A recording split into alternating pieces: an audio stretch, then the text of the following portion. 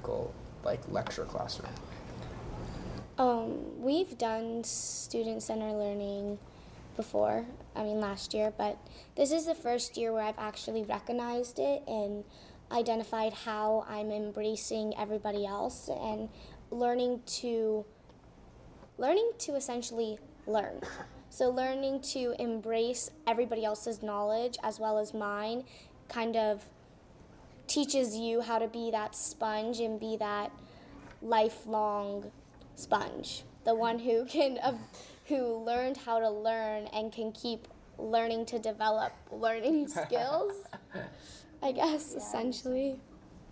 I think just to reiterate, I think what I said and a couple other people said, definitely in previous years and previous classes, I think I've definitely felt, not cheated, but I think I've definitely felt that I wasn't really, I was being told to find my voice, but I wasn't allowed to have a voice that was different from what I was being told.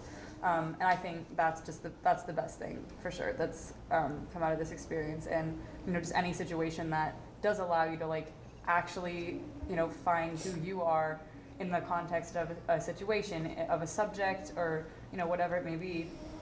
I think that's definitely one of the best things that I've seen, like one of the best processes I think I've seen like come through Viewpoint 2, because I've been here for a while.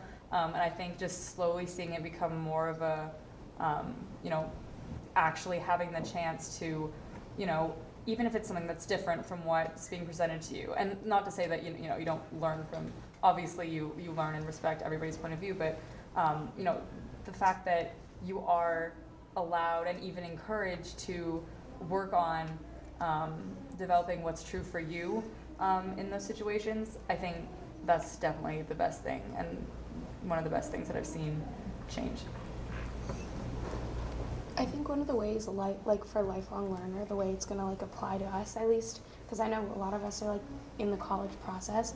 So like in college, like you don't necessarily know where you're going, but it could be like a really large school where occasionally like you're going to have a seminar with at least like 100 people, and it's being able to be at that seminar where the teacher might be talking at you and taking that information, and then you could apply this concept with a smaller group and then have a discussion based off of that information. So I think for me, it's being able to use the skills I've learned and apply it in situations that it might not necessarily be normal to help develop my own thoughts and gain a better understanding of whatever I'm doing, whether it's work or college or something silly, just unrelated to academics.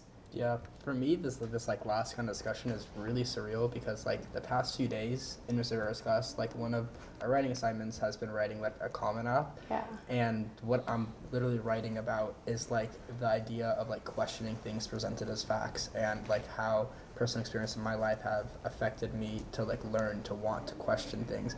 And it's crazy how many parallels there are to this conversation and to like the class in general. It's like this idea of being able to question facts and want to learn, to actually learn, like what Kayla said, which is like, it's weird how spot on that was with my essay that I'm writing.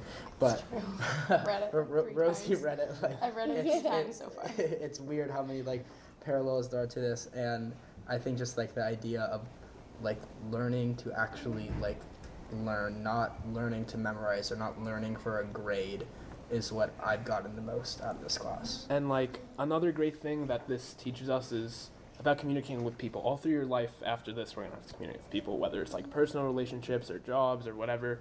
And I really like this because it's like very different. Usually in a class you sit down, you take notes. Even if it's like one of those classes where the teacher's asking questions, when she asks you something, you're really only talking to her. You're not specifically talking to everyone. The great thing about like student taught, or what was the word again? Student-centered learning is that, like, at least in my class, the teacher, Mr. Vera, she steps back. She lets all of us talk to each other, not specifically like I'm trying to like show the teacher what I think or what. It's like we're all just coming together and communicating with people, which I think teaches us how to communicate with people in the future.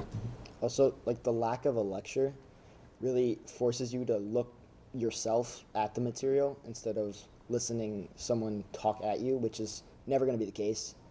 As you grow up in your job, no one's going to lecture at you what you're supposed to do. You have to figure it out yourself, use the internet, use the tools we're given as an information society. And so I feel like that's very helpful as you go along.